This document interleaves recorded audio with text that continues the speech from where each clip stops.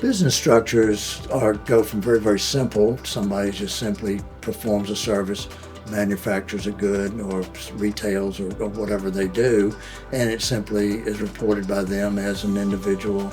May use a business trade name, but there's no business entity involved. Hello, and welcome to another episode of It Depends, a podcast series brought to you by Hanson Weeble. You know that if you've ever talked to an accountant, they've told you, well, it depends. This podcast series is for business owners, leaders, operators, accountants, or someone just wanting to learn more about the accounting industry. I'm your host, Clarissa Hoffman. We are joined by Larry Martin again today. We're so glad that you could come back on the podcast and share more knowledge with us. Thank you. I'm glad to be here. The first one was fun, and I'm looking forward to this one. So today we are going to talk about various business structures or choice of entity. And I know you have, in your long career at Hanson Weeble, have seen this numerous times and have some insight that you can share with us. So we're excited that you're sharing your knowledge with us today. Good. I'm looking forward to it. How does one select the best business structure for their entity? Well, like a lot of things, it helps to have a plan, to have some type of business plan, and that can be anything from a formal business plan of an idea that I have or service I want to provide, almost written on the back of a napkin, and sometimes solely in somebody's head where it's not written down at all. But most people that go into business have a plan of what they want to do. They should think through that, and then I would encourage them to consult with a good business advisor, a CPA who has experience, who can listen to the things that they want to do and help them find the best business model, the best business entity to do that, both from a tax standpoint and a business standpoint. So planning ahead is a lot of the best selection process. Unfortunately, we sometimes see them after the fact, and it makes it a little bit more difficult. But the optimal thing of how do you select it is to get out in front of it and figure out what you want to do and consult with some people that can help you model that. What are some of the most common types of business structures? Business structures go from very, very simple, where what we call a sole proprietorship, where there is no legal entity involved. Somebody just simply performs a service, manufactures a good, or retails, or whatever they do, and it simply is reported by them as an individual. May use a business trade name, but there's no business entity involved. If there are two owners involved, you can do that as a partnership. Certainly in the last 25 years or so, the limited liability company, or LLC for short, has become the entity of choice because it provides some liability protection and yet remains pretty flexible. And of course, for years we've had corporations. Corporations and LLCs are formed under state law, and they can be taxed as a multi-member LLC is taxed as a partnership. A corporation can be taxed as what we call a C Corp, or can make an S Corporation election. And certainly then you get on a larger scale, C Corps get into consolidateds and multinationals, and Procter & Gamble is a C Corp, so it's a business entity. The ones we see most often are LLCs and corporations formed under typically Virginia state law, but potentially another state. What are some of the factors that affect your selection of entity type?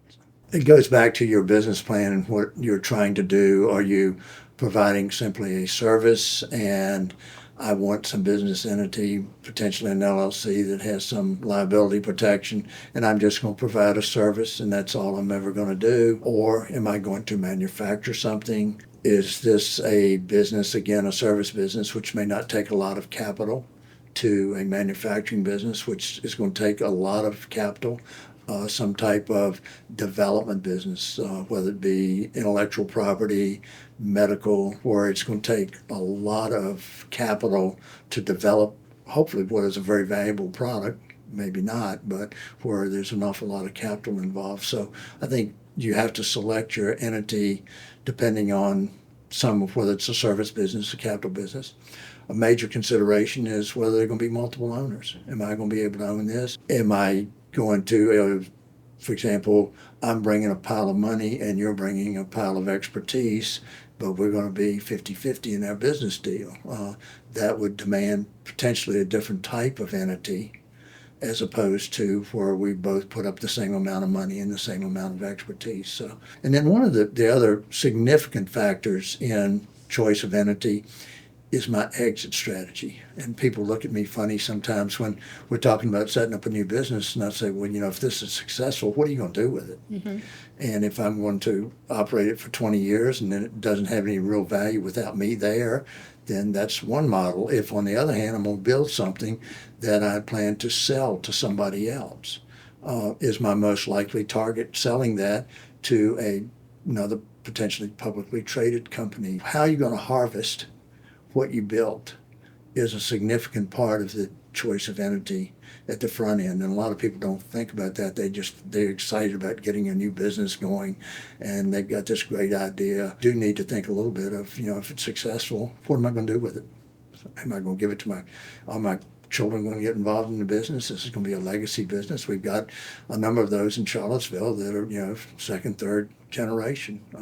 So a lot of it, that is a major factor, is what am I going to do with it if it's successful? And also, if it's not successful, how do I wind it down? So that just highlights the importance of speaking with an informed advisor on the front end to ensure. Back to question number one. Yep, is thinking through this business plan of, what am I going to be able to do with it? It has an awful lot to do with the choice of entity. Does the choice of entity structure affect income taxes?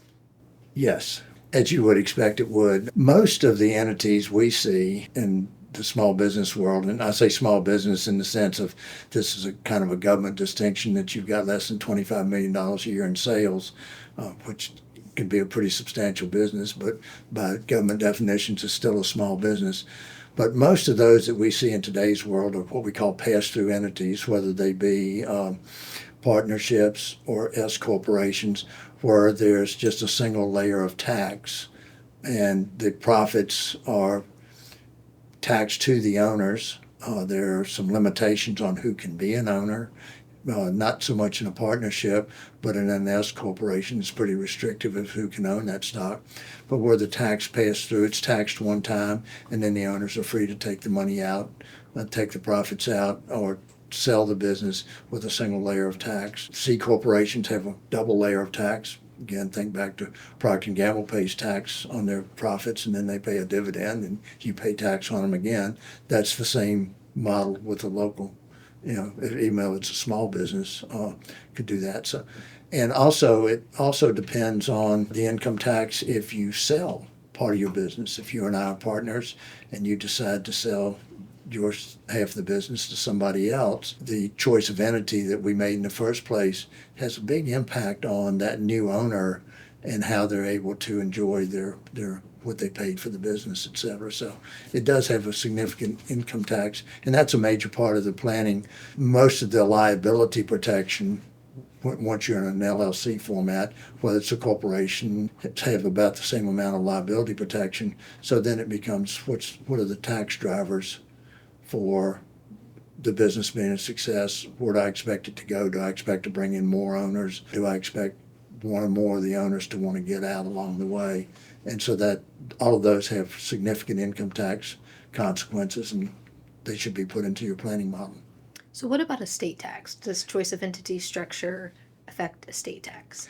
It does, and our estate tax right now has a fairly high threshold, but at the same time it still accumulates a significant amount of wealth. And because the estate tax rate is at 40%, whereas others may or may not, whether they have tax effects on them. So depending on how the entity is structured, some of that may be in the choice. If you've got, if I'm starting a new business with my grandson and at some point he expects to inherit the business or buy me out of the business, then that would maybe dictate a little bit different entity than if my grandson and my other grandson, his brother, were to start a business and they're both, much younger.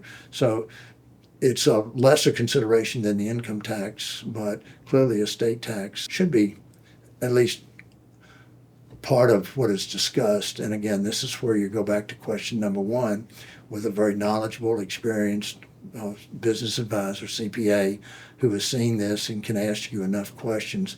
Because again, I find most people are so focused on this exciting idea and all the money they're going to make that they don't always think about what's going to happen in 5 years or 10 years or exactly what the choice of entity should be. So again, planning will help you pick the optimal entity.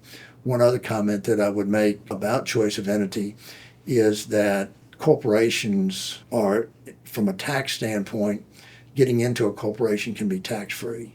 Getting out of a corporation is not tax-free. It's a one-way street. And so I think that you have to be careful, whereas compare and contrast that to LLCs taxed as a partnership, it's a lot more portability of getting things in and getting things out. So again, whether you're going to have appreciating assets, a lot of considerations, and the more you think about this at the front end, and if you form a business, put it in a corporation, it's very difficult to get out. Try to think through, and certainly it's an unknown world. You don't know whether you're going to be successful or not, and you can't think of every aspect of what it is, but try to think through the big parts of it at the front. So as one's business grows and matures, can they change their business structure along the way?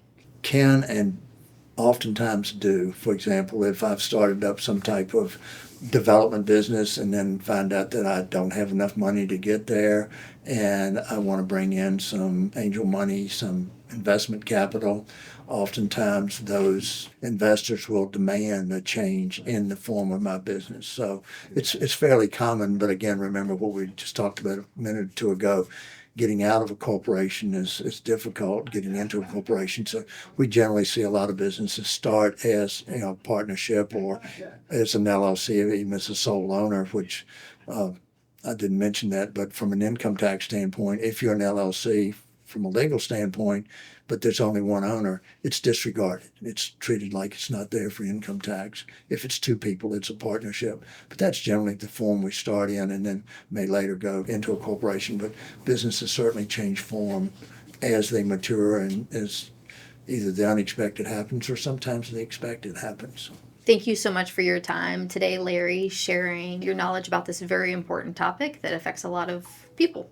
I enjoy helping people solve problems and finding a tax-efficient way to be successful in their business. So I enjoyed being here. Do you know what your next topic's going to be? Well, it depends.